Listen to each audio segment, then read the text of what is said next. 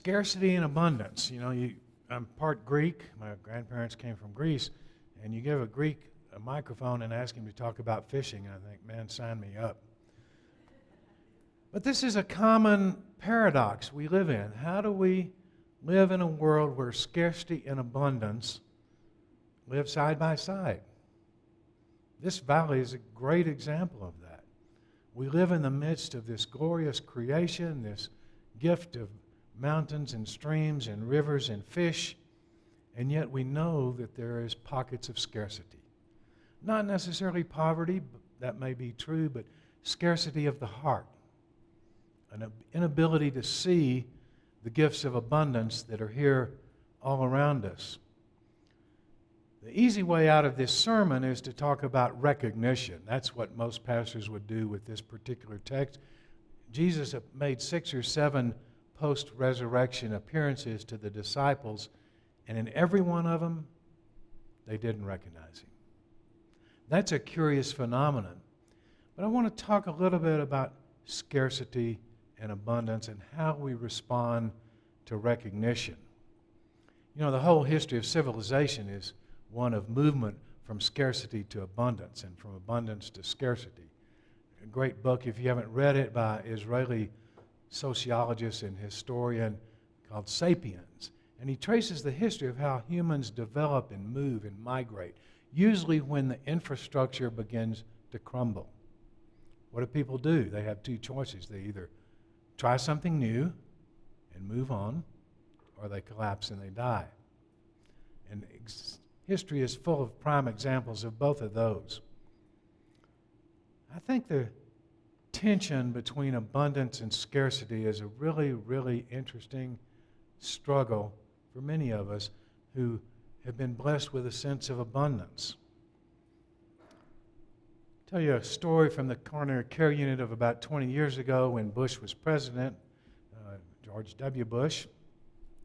I was on call one weekend, and one of his cabinet members was at the ranch for a cabinet meeting and got admitted with a heart condition. He was a wonderful man, a Cuban refugee, an immigrant, legal immigrant, became elected senator. I probably not legally cannot say his name, that's okay.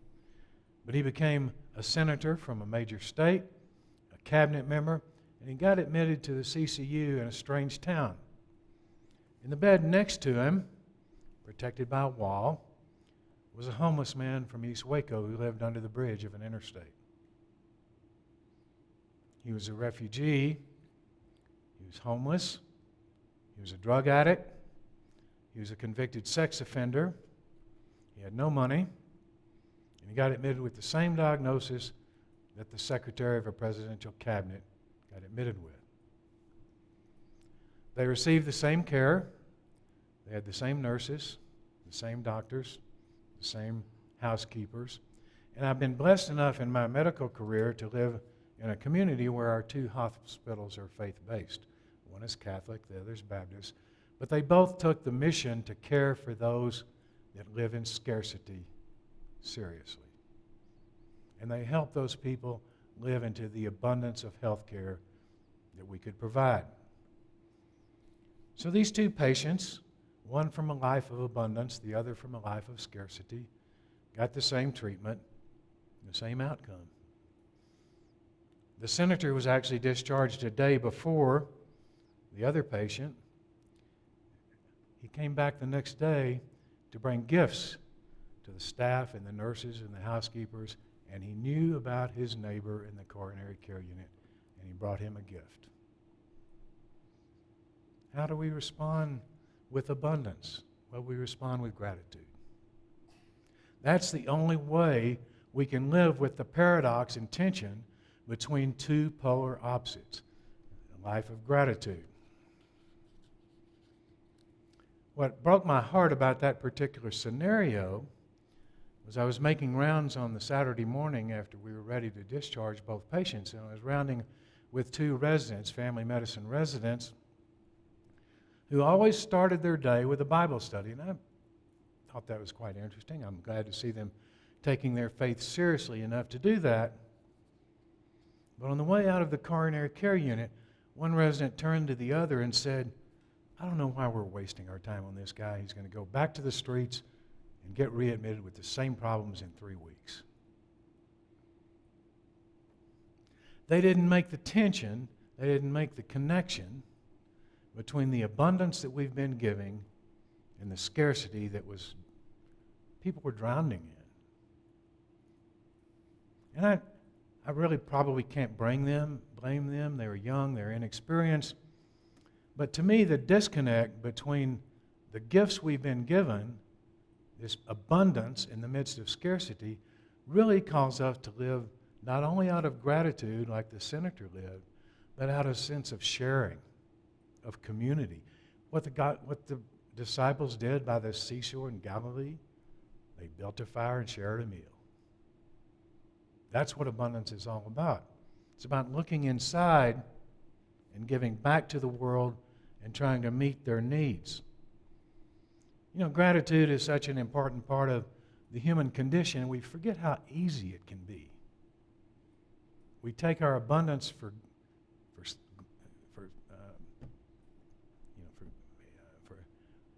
take our abundance for what it is, and we assume that it's our right. Gratitude emerges from abundance. Scarcity leads to fear.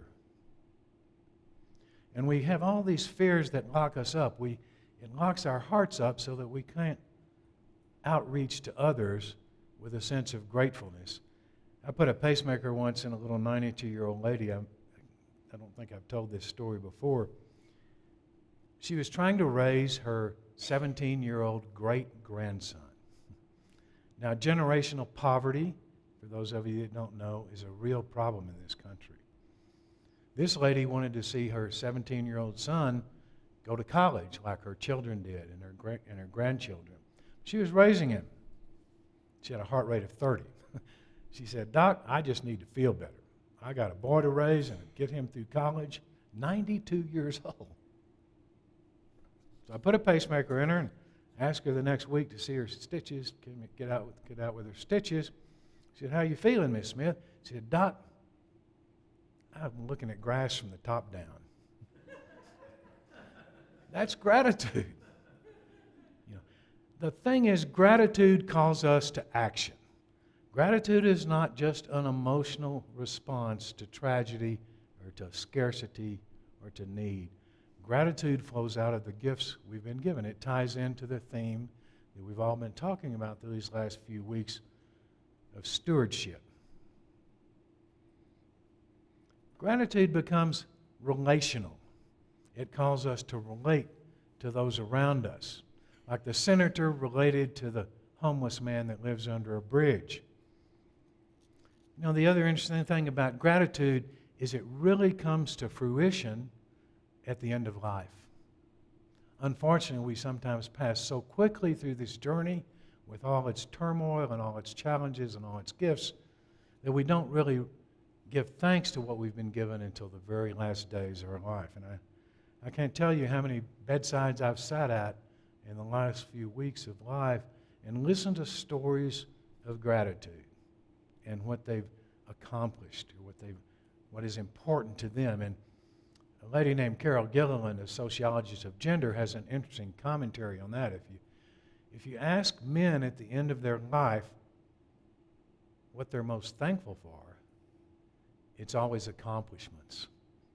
What they've done with their businesses, what they've done with their families, what they've done with their work, what boards they've sat on. If you ask women what they're grateful for, it's relational.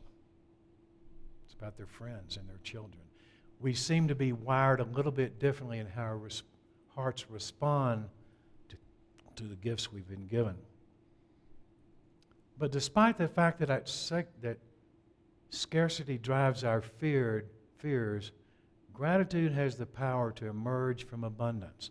And that, I think, is the gift that happened by that campfire. Not only did the disciples eat and share a meal with the one they finally recognize, but what do they do after? They go back out into the world. They tell the story. We find room to breathe, not only in periods of scarcity, but in acts of abundance. There's a great song by Pearl Jam called Just Breathe. Great version of it by Willie Nelson, by the way, too. And it's a very interesting look about how important relationships are to the human condition. Pearl Jam says, I understand that every life must live. As we sit alone, I know someday we must go, but I'm a lucky man to count on both hands the ones I love. Some folks just have one, others got none. Stay with me. Just breathe. And I can imagine Jesus saying those words to the disciples by the campfire. Just stay with me. Just eat this meal. Just breathe. The line ends with, stay with me. You're all I see. Did I say that I need you? The song captures that tension of the needs of the human heart to be connected one to another. I don't think we're meant to go through this life in solitude. We may feel a scarcity of the heart, but I think we're called to become community. And that's what this great story is about. It's about the forging of an infant community, that something happened. Something very real, something very tangible happened. They tried something different, and they caught fish. You see, we get boxed into ways of thinking. If something has worked, well, let's just do it again. Well, then something changes and it doesn't work anymore. We've all heard the classic definition of insanity, trying the same thing over and over again and expecting the outcome to be different. The disciples, who are fishermen, and I think that's the other curious thing about this story. You've got a carpenter or a carpenter's son telling a bunch of fishermen how to fish. But Jesus said, try something different. Break out of your mold. Think outside the box.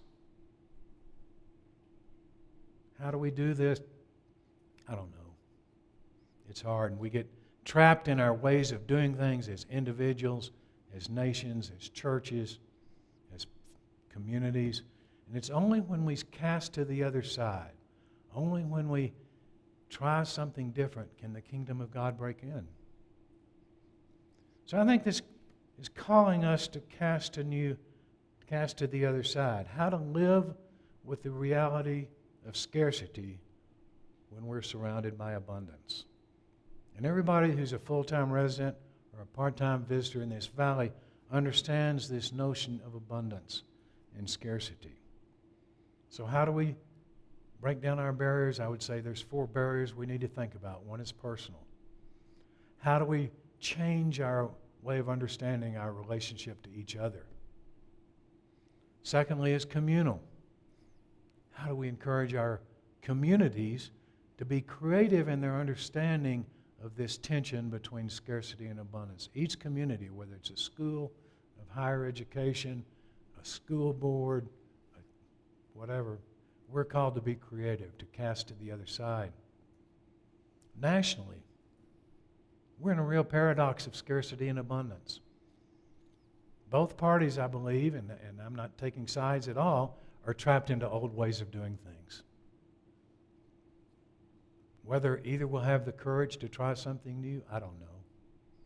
I really don't know. But I think we're called as a nation to think about that and to pray about that and to act on that. And I think, finally, we're called spiritually to try something new. Try something different with your spiritual life. Read something new that challenges your hearts to open up, to experience the glory of God in the midst of this unbelievable abundance we've been given. There's a great scene I'll close with from the series Friday Night Lights. You remember with the high school coach from West Texas and the football team who goes from nowhere. Remember the sign above the locker room door that they always tapped on on their way out? Clear eyes, full hearts, can't lose. We're called to live with clear eyes.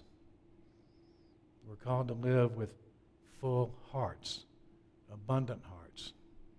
And we're called to go back into the world and share that vision, share that glory, share that kingdom. And then, like Coach Taylor said, we can't lose. Amen.